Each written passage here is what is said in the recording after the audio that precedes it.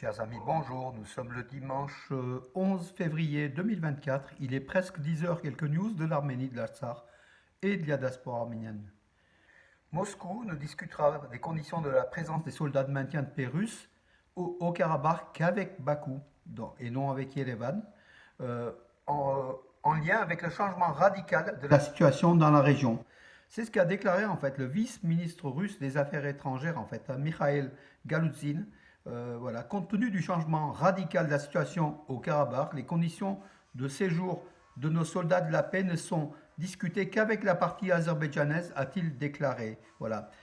Donc cela veut dire aussi que les accords du 9 novembre 2020 sont caducs, hein. La Russie reconnaît officiellement que les accords entre Moscou, Yerevan et Bakou, donc suite à la guerre de 44 jours en Artsakh, sont caducs. Donc il n'y aura aucune prétention de la Russie liée à l'Arménie par rapport à sa présence en Artsakh. Voilà, donc en fait, Moscou voit bien que les Arméniens ne sont pas pressés de rentrer. D'ailleurs, ce même vice-ministre russe des Affaires étrangères a déclaré que la Russie est prête à soutenir le retour en toute sécurité, donc c'est important, en toute sécurité, des Arméniens du Haut-Karabakh dans la région, à l'avenir. Voilà, donc ça veut dire que Moscou garantirait leur sécurité, mais comment on ne sait pas. C'est pas avec 1000-1500 soldats de paix russes que la Russie pourra garantir la sécurité physique des Arméniens de l'Artsakh, chassés de leurs terres au prix d'une épuration ethnique qui s'est déroulée en quelques jours au mois de septembre dernier, après un blocus de 10 mois qui a affaibli la population arménienne de l'Artsakh. Les Arméniens qui vivaient depuis au moins 3 millénaires ont été chassés donc de leurs terres. Et là, aujourd'hui, Moscou dit qu'elle peut garantir leur retour avec la sécurité. On ne croit plus aux Russes, tout simplement parce que les Russes ont laissé faire.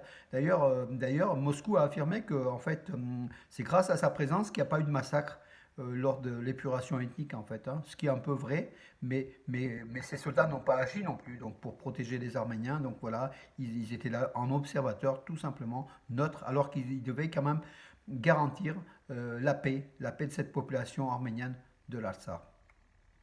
Voilà donc les éléments importants. Donc, passons au sport, mes amis, pour nous faire plaisir. Donc, au tournoi de Marseille, le tournoi ATP 250 à Marseille, l'Arméno-Russe Karen Khachanov, qui est tête de série numéro 4 de ce tournoi, atteint les demi-finales. Voilà. Il ira sans doute aussi. Quoique non, son adversaire est mieux classé que lui. Lui, il est classé 18e.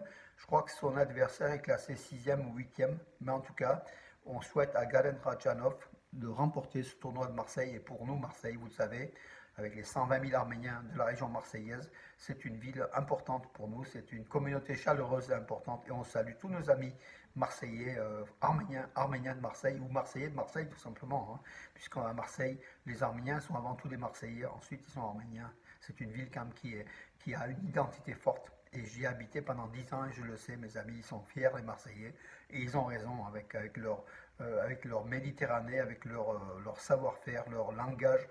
C'est un peuple chaleureux, le peuple marseillais que je salue. Voilà, et puis une médaille à Istanbul, en Turquie, une médaille sous les couleurs de l'Arménie. Le drapeau arménien a été hissé d'ailleurs à Istanbul lors des Jeux du Balkan, les Jeux d'hiver des Balkans.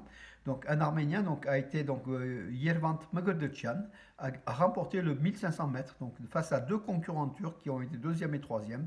Donc le drapeau de l'Arménie a été hissé au-dessus des drapeaux turcs. Voilà, une bonne nouvelle. Des Arméniens où il y a à peu près 7-8 Arméniens qui participent comment dirais-je, ce tournoi d'athlétisme des Balkans qui se déroule chaque année presque, hein. Donc voilà, aujourd'hui cette année c'était à Istanbul.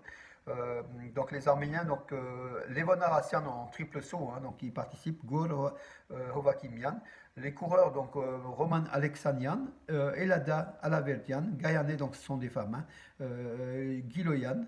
Les sauteurs en longueur, donc Yana Sarkisian et Gor Beklarian. Voilà donc l'équipe d'Arménie. Donc les trois premières places donneront une qualification au championnat du monde de Glasgow, du 1er au 3e mars, les premières places du moins, voilà. Et au tournoi de Glasgow, ce sont des visas olympiques qui seront livrés. Voilà, gageons que les Arméniens puissent obtenir de belles médailles olympiques, voilà, donc, enfin des médailles, des qualifications olympiques, des médailles en athlétisme, ça sera moins sûr, mes amis, à moins qu'il y ait un exploit du triple sauteur, par exemple Evona Rassian, mais mais il faut rester dans la logique. En athlétisme, l'Arménie n'est pas une nation très très forte, puisqu'elle revient de loin, grâce aussi à notre ami Robert Emilian, l'actuel détenteur du saut en longueur d'Europe, hein, depuis plus de 25 ans, depuis pratiquement 30 ans. Il est le détenteur du record donc, d'Europe du saut en longueur avec 8,86 m. C'est le seul record de l'Arménie, hein, sous les couleurs de l'Arménie, sur les tablettes de l'athlétisme de l'Europe. Bravo, Robert Emilian, qui a essayé de développer l'athlétisme en Arménie. Il a eu du mal, il a du mal, on a du mal, parce que les Arméniens aiment bien les sports de force plutôt que les sports d'athlétisme. Dommage, parce que l'athlétisme est quand même une belle vitrine pour faire connaître un pays, et les pays occidentaux sont friands d'athlétisme. D'ailleurs, les médias donnent une large part à l'athlétisme.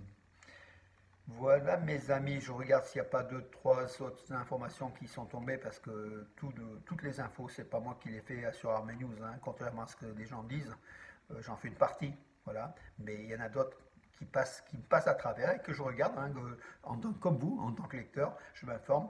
Alors les négociations entre deux pays progressent entre l'Arménie et l'Azerbaïdjan, mais l'Azerbaïdjan qui semble donc n'est pas, comment dirais-je, n'est pas toujours prête, n'est pas prête à ces négociations de prêt, d'autant plus que les revendications de l'Azerbaïdjan sont d'ordre territorial. Donc l'Azerbaïdjan revendique encore le territoire souverain de l'Arménie, et ça, c'est pas possible.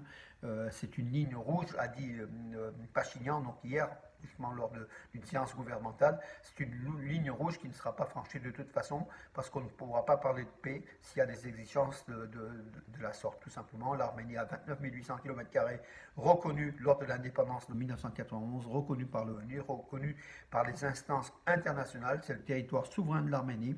Et l'Azerbaïdjan ne peut pas prétendre à ce territoire-là. Pourtant, l'Azerbaïdjan occupe 200 km² de ce territoire-là, toujours.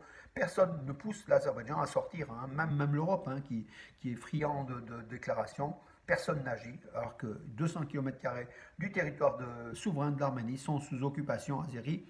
On ne parle pas de l'Artsakh qui est occupé aussi par l'Azerbaïdjan. Hein. Voilà mes amis, écoutez, j'en ai fait le tour pour aujourd'hui. Ce matin, à 10h30, donc dans moins d'une heure, donc je serai à l'église arménienne Subnikoraios Saint-Nicolas à Romans pour une messe arménienne justement avec le père Kousik Sarkisian, les diacres Vatkes Vatanian et Garbis Mualian, et la chorale, la superbe chorale, je dirais. Donc en fait, on s'abreuve chaque mois. Cette messe à Romans nous redonne un peu comment dirais-je, d'arménité chrétienne, je dirais, ou un peu plus de spiritualité arménienne, ou spiritualité tout simplement. Hein. C'est selon le curseur de l'arménité où on place. En tout cas, ces messes nous plaisent beaucoup, et puis c'est un lieu de ressourcement. Voilà, mes amis. Je ferai une vidéo sans doute pour ceux qui seront des fans, qui sont des fans de la messe, qui est très belle, hein, la messe arménienne, que ce soit donc celle de Gomidas ou de Yekmalian. Ce sont des messes, des liturgies très très belles. Voilà, donc je vous ferai suivre une partie. Malheureusement, c'est le protocole qui veut. Les rideaux seront fermés aujourd'hui, il n'y aura pas de communion. C'est ainsi, tout simplement. Et puis peut-être en fin de messe, je crois qu'il y a une ouverture des rideaux. On verra, mes amis. Voilà. A tout à l'heure pour ceux qui me suivent encore, mais sinon, pour tout le reste, mes amis, je vous donne rendez-vous à demain et bonne journée. Donc, mi-pluvieuse, mi-soleil, ici en sud, on a encore un peu de soleil. Je pense aux personnes du Nord qui sont souvent privées de soleil, mes amis. Le soleil est dans nos cœurs, dans le cœur de chaque Arménien. On est du pays de Naïri, du pays du soleil, de la chaleur, mes amis. Bonne journée et à demain.